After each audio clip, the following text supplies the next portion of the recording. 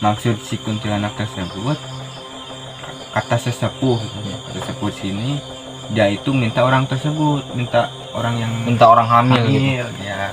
Ini bang, maaf gue potong. Jadi si bocah itu udah dianggap hilang waktu itu. Udah dianggap hilang. Yeah. Dicari-cari nggak ketemu tuh.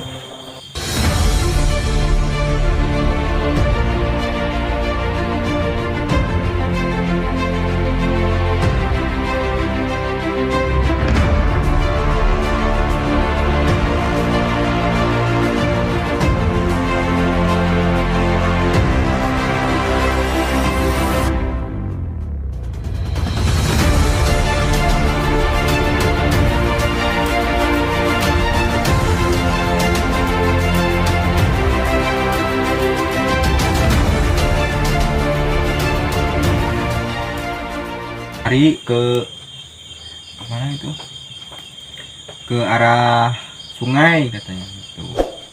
Dia lagi dibawa sama orang yang tinggi besar katanya, yang hitam warnanya itu. Sebelum dia dikasih minum, cepet jemput dia, cari dia katanya gitu. Iya. Sebelum dia dikasih minum, dikasih makan katanya dia gitu. Nah, kemudian warga langsung berkerah. Oh enggak, gini bang, berarti kesepuan itu udah tahu di mana letak bocahnya, udah tahu dia berarti ya. Iya udah tahu dia, katanya gitu dibawa ke arah sungai gitu. Iya. Sama yang tinggi besar, dia suruh cepet-cepet dia dapetin anak tersebut. Nah gua sama kawan-kawan disuruh bawa apa itu bangsa, bawa panci, segala macem. Buat apa itu bang? Buat di apa itu? Dipukulin, buat dipukulin. Iya. Ada yang bawa tampil, bawa segala bawa tampil gitu. Nah, gua cari ke kebun sambil mukulin itu tuh panci sama tampil itu. Gua udah keliling-keliling kampung gitu ya. Masih belum juga ketemu. Hampir putus harapan lah gitu. Iya. Nah kemudian ada nih salah satu tetangga, Nah salah satu tetangga pulang ke rumah, katanya dia tuh lagi masak air. Iya. Lagi masak air. Nah lagi masak air, dia pulang dulu. Nah ketika dia masuk ke rumahnya, kenapa kok lemari kebuka sedikit pintunya, buka sedikit pintunya.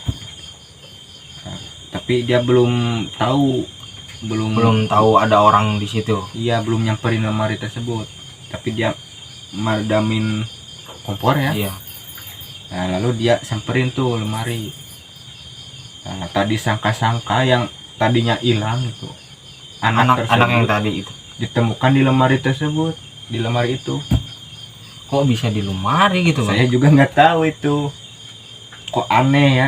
Tadi sebelum hilang kan berpapasan sama saya. Iya. Nah dikabarkan hilang, terus kata sesepuh juga diajak ke arah sungai gitu. Kok ditemuinya di lemari si ibu itu. Kok bisa di lemari gitu teman-teman. Jadi gini jadi, kalau menurut gua goib itu emang nggak bisa dipikir secara logika. Mungkin goib itu berbahaya juga, bisa buat kita nggak sadar diri lah. Jadi jangan, hati-hatilah. Kalau menurut gua hati-hati kalau ada cakap-cakap dimanapun kalian berada, cakap-cakap kalian dijaga. Jadi seperti itu mungkin cerita dari Bang Aji ya Bang. Jadi gini, merinding banget lah pokoknya. Iya. Masing-masing pasti punya cerita horor, karena manusia hidup itu banyak pengalaman-pengalaman yang mungkin susah untuk diceritain, tapi inilah kisah horor yang mungkin bisa diceritain Bang Aji ya Bang ya. Iya. Jadi gini, gua juga pernah ngalamin cerita horor teman-teman. Ya namanya juga gua lah, kalian ngerti sendiri.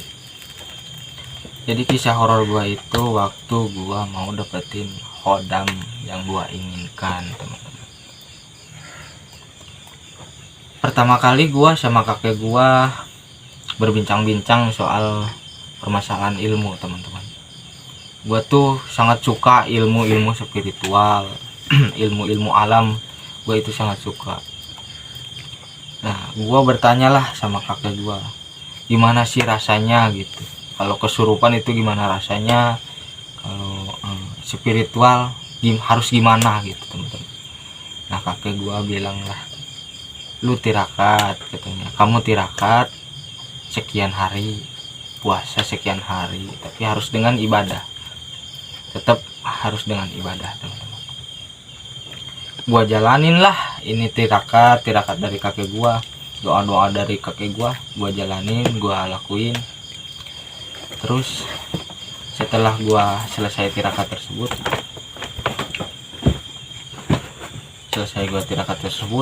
habis itu gua bermimpi, teman-teman, untuk katanya dia minta ada sesosok orang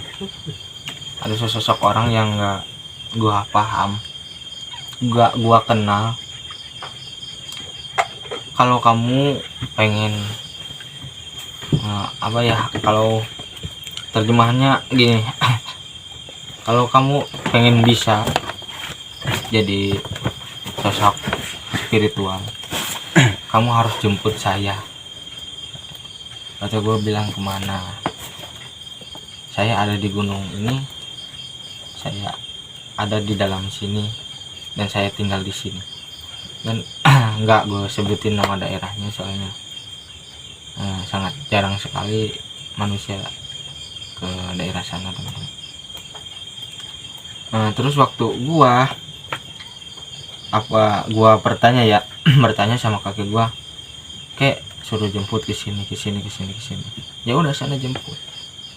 Tapi kata kakek gua gini, walaupun kamu berjalan ke sana, tapi hati kamu harus tetap, jangan ikut berjalan ke sana, hati kamu tinggalin. Nah, gua pahamin lah tuh kata-kata kakek gua, karena waktu itu kan belum ngerti gua, Bang. Setelah gua mengerti, oh iya, gua jemputlah ke sana. Gua nekat, walaupun gua habis banyak ongkos ya, Bang ya.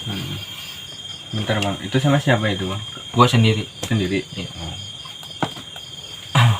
Lu bayangin lah, Bang ya, gua ke gunung sendiri, berangkat sendiri. Itu waktu umur gua 17 tahun, Bang. Wow, ekstrim banget loh. Umur baru belasan, ekstrim. Ya emang gua udah nekat banget gitu, Bang, pengen jadi sosok spiritual itu gimana. Iya. Gua pergi ke salah satu terminal di sini. gua pergi ke sana, udah nyampe lah, singkat cerita ya. Iya. Singkat cerita udah nyampe. Gua arah jalur ke gunung itulah ya. Gua naik ke gunung itu, sempat tanya-tanya juga sama orang-orang di sana. Kalau tempat ini di mana gitu kan. Waktu itu gua ada di Curug Citular, Bang. Citular? Iya, orang-orang sana nggak pernah tahu di mana itu Curug Citular. Tapi gua tahu nama gunungnya gitu. Iya. Tapi orang-orang di sana nggak pernah tahu nama curug tersebut, Bang. Bisa disebutkan nggak, Bang, nama gunung tersebut? Nggak bisa gua sebutin. Ya, karena jarang banget orang ke sana, Bang lah. Takutnya jadi orang-orang sekitar jadi pengen ke sana gitu. Iya. Waktu gua di perjalanan tuh, Bang, waktu gua naik satu langkah, gua udah ditemuin sama sosok nggak terlalu tinggi, nggak terlalu besar, tapi kalau menurut gua itu emang tinggi besar lah. Iya. Kayak manusia tapi emang tinggi besar gitu. Rambutnya gondrong, badannya itu kayak orang nggak mandi gitu, Bang, apa ya, berdaki gitulah. Iya. Kucal mungkin ya. Iya. Oh, ini orang gila nih. Gua nggak nanya itu bang di situ. Karena gua takut gimana kan sama orang gila itu. Gua naik sekitar ada 12 langkah lah baru. Nah, kok gua ngerasa orang itu ngikutin gua. Habis itu gua berdoa lah, ya Allah jauhkan jika dia itu orang gila, tolong jangan suruh ngikutin gua lah, tolong jauhin gua gitu Supaya nggak mengganggu gitu. iya. Gua takut itu waktu itu kan sama orang gila. Terus waktu gua udahlah, gua lupain itu, jalan lagi bang. Gua udah nyampe pertengahan gunung lah. Nah, gua ada kejanggalan di situ bang. Karena dari awal gua naik gunung itu udah ada kejanggalan yang kayaknya nih bang ya, yang gua anggap orang gila itu bukan orang gila, emang penghuni situ. Iya. Gua pas pertengahan gunung nih bang ya, singkat ceritanya itu kan, pertengahan gunung gua bertemu sama kakek nggak pakai baju, cuma pakai celana doang, cuma pakai apa itu bang, ikat ya, pakai ikat. Dia bawa apa, pipa rokok, tapi iya pipa rokok. Dia sambil bilang gini, mau kemana? Saya mau ke Curug Citular pak. Saya tanyalah gitu, kemana itu pak jalannya? Beliau menunjuk ke arah kanan. Saya lihat kok jurang gitu. Ke jurang. Iya. Tuh. Udah saya lah, udah nggak saya pikirin, saya lihat ke situ jurang bang. Tapi diturutin nggak itu? Ya saya turun lah dari jurang, emang nggak terlalu tinggi juga sih jurangnya. Iya. Jadi saya turun lah nekat, saya pegangan ke akar gitu. Karena kan saya udah nekat bener-bener pengen jadi sosok spiritual waktu itu. Turun lah saya ya.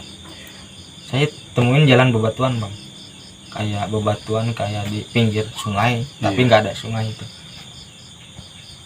Nah, saya masuklah ke jalan bebatuan itu, jalan terus kan. Nah, nemu hutan bang, nemu hutan belantara kayak gitulah, banyak akar-akar, pohon besar-besar. Iya. Saya masuk ke situ bang, kok kayak ada suara itu apa, gamelan ya. Gamelan. Nah, suara gamelan itu kayak makin dekat gitu. Saya jalan lagi, makin keras bang, makin keras banget. Kayak sepi, tapi nggak gimana ya, nggak ya di hutan lah, di hutan sih gimana gitu, tapi kok ada suara gamelan gitu. Iya. Ini apa halusinasi gua, karena gua kan waktu itu nggak bawa bekal banyak bang kan. Iya. Lapar juga, gua makan pucuk dedaunan lah, yang gue sempat belajar itu. Gua paham pucuk dedaunan apa aja yang harus gua makan nanti kalau kelaparan di hutan. Iya. Gua masuk nih bang ke hutan itu.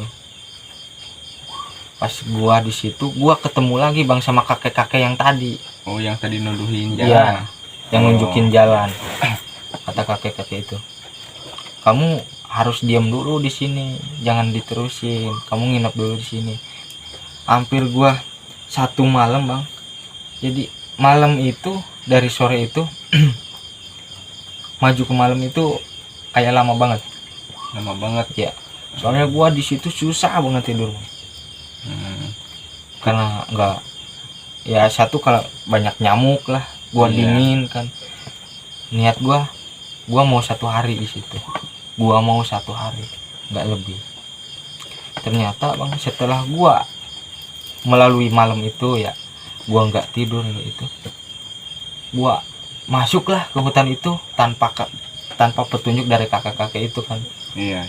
Karena kakek-kakek itu cuma nyuruh gua untuk berhenti. Gua kan gak mau berhenti di situ. Gua masuklah maksa gitu. Oh, ada perkampungan bang. Perkampungan. Iya. Pas gua lihat kan pertama kagak ada keramaian apa-apa gitu, cuma suara gamelan doang. Iya. Pas gua masuk siangnya itu ada perkampungan. Gua masuklah, tanyain ke bapak-bapak situ bang, ada bapak-bapak yang pakai baju putih, nggak nggak gue sebut namanya ya. Iya. Di situ rame banget kayak di pasar, ada orang lagi jual beli juga bang situ. Gua nanya lah, Pak jalan ke sini kemana? Nah yang gua heran bang, tadi gua waktu nanya pas mau naik gunung itu nggak pada tahu curug itu di mana. Nah pas gua nanya ke bapak-bapak tersebut yang tadi pakai baju putih itu, dia tahu. Dia. Iya, dia nunjukin lurus, nanti kamu belok kiri. Dia seperti itu. Gua turutin lah. Gua kembali lagi ke situ bang. Mau kembali lagi ke tempat itu? Iya. Kembali lagi ke situ gua. Loh, kok saya kesini lagi gitu kan? Pikiran gua ini bang. Apa gua disasarin gitu kan? Heran gua kan bang. Tapi udah jalan itu menuju. Udah. Gua nanya lagi lah ke bapak itu dengan pertanyaan yang sama. Pak, kalau jalan ke curug ini gimana? Tinggal lurus belok kiri gitu. Kiri. Ketemu tapi. Gua turutin lagi. Ternyata gua balik lagi ke situ bang. Wow. Nah ketiga kali nanya gua udah capek banget, udah lapar banget. Pak, saya pengen berhenti. Saya pengen ke rumah bapak lah gitu. Gua dibawa lah ke rumah bapak tersebut. Setelah itu bapak-bapak itu bilang sama gua kalau curug Citular itu adanya di alam gaib. Kalau saya ini sekarang ada di mana pak? Kayak kamu udah ada di alam gaib. Seperti itu. Terus saya harus gimana pak? Saya mau pulang. Tapi harus dengan syarat saya harus bebas dari tugas lah. Udah selesai tugas gitu. Iya. Nah, nanti malam kamu bapak antar ke curug Citular. Diantarlah gua malam ya bang, singkat ceritanya. Diantar gua malam-malam ke sana. Gua nggak lihat apa-apa, cuma lihat air doang sama bebatuan. Kayak sudah gitu. Ya. Bentar dulu ya bang, saya potong. Waktu ketika di alam gaib, ya bang Ren itu ngelihat apa aja di sana? Ya banyak manusia seperti di alam kita ini. Manusia banyak lagi kayak di pasar lah bang lah. Siapa tahu ada makhluk aneh. Nanti jadi setelah gua di curug Citular itu ya bang ya. Nah kok pak saya suruh jemput si Anu kan ya, suruh jemput si Anu di tempat ini, kata bapak-bapak tersebut. Oh kamu cari orang itu katanya. Iya pak. Nah, ditunjukin lagi gua jalan bang ke arah atas curug. Kata dia, kamu ke atas dan kamu bilang aja di situ maksud kamu apa, mau apa, kamu sebutin aja di sana. Gua naik lah di mangga. Namanya juga gua udah nekat. Gua naik, gua bilang di situ gua pengen ini. Datanglah bang seekor macan. Macan hitam banget bang, udah hitam banget. Gua kan kalau sama binatang buas takut gitu bang. Iya. Kalau sama hantu lah udah biasa. Kok binatang buas kata gua yang datang, tapi kayak apa ya, nggak nunjukin bahwa dia itu mau makan gua gitu. Iya. Nggak kayak galak gitu lah bang ya. Gua tatap lah mau ngapain, ternyata deketin gua bang kayak kucing banget bang. Dia ngelendot lah sama gua gitu. Habis itu gua bilang, lu mau ikut pulang sama gua? Ternyata dia bisa ngomong bang, macan tersebut. Menjawab biasa. Iya tapi bahasa Jawa. Gimana jawabnya? Ya kayak gitu katanya. Kalau bahasa Indonesianya lah, gua mau ikut pulang sama lu tapi gua pengen ada rumah di sana. gua bawa pulang nih bang. Gua ketemu lagi nih bang sama bapak-bapak yang tadi. Gua bilang makasih udah mau sempat ngeistirahatin gua di situ, mau nolong gua. Terus bapak-bapak tersebut bilang, nanti jangan pulang sekarang, mending kamu istirahat dulu di sini karena ini malam. Iya. Ya udah Pak, saya kira-kira pulang jam berapa besok? Kamu pulang jam 12 besok, jam 12 siang gitu bang. Iya, iya. Gua nginep lah di situ karena sama macan tersebut ya kan. Gua nggak ngerti itu bang, macan kok bisa ngomong gitu. Iya. Masih belum paham waktu itu. Nah, pas kejadian jam 12 siang bang, pas gua perjalanan pulang, ternyata sosok-sosok bapak-bapak tersebut dan pasar tersebut dipenuhi oleh, kalau kata gua sekarang ya bang ya, Iya. itu jin dan siluman lah, banyak siluman.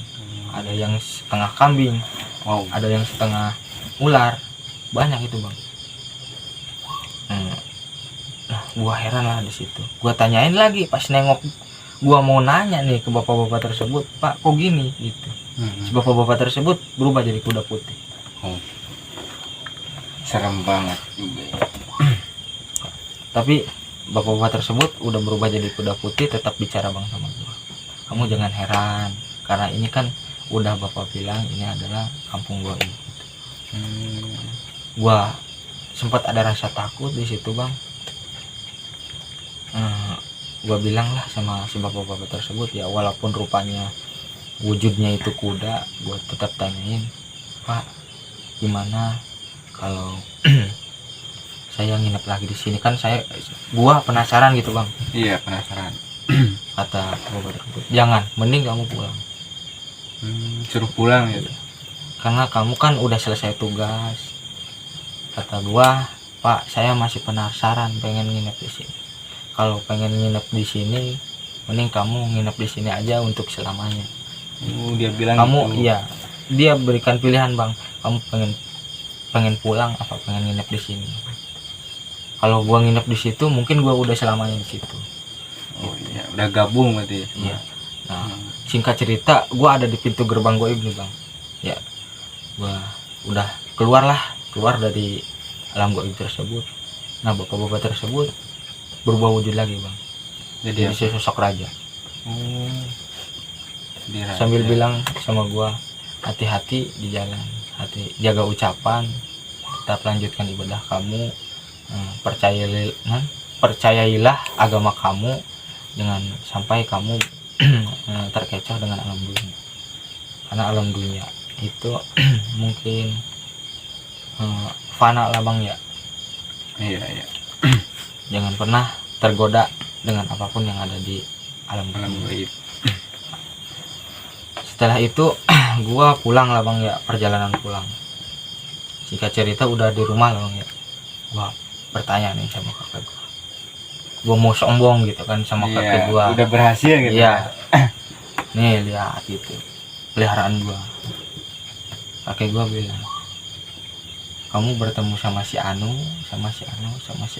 Kakek gua tahu bang. Wow, kok bisa tahu ya, padahal jauh kan tempat itu. Mungkin gini bang, itu memang udah rencana kakek gua gitu, bahwa itulah peliharaan dia gitu. Iya, cuma mau nguji Bang Reni doang kali ya. Kayaknya begitulah, mau nguji mental gua. Iya. Bener nekat apa enggak gitu. Iya. Jadi seperti itulah bang ya. Cerita kisah horor dari gua, cuman segitu aja dulu. Buat teman-teman, terima kasih. Jangan lupa like, comment, dan subscribe-nya. Sangat terima kasih. Assalamualaikum warahmatullahi wabarakatuh. Dan jangan lupa tekan tombol lonceng notifikasinya supaya biar ada video-video terbaru dari kita. Sip. Assalamualaikum warahmatullahi wabarakatuh.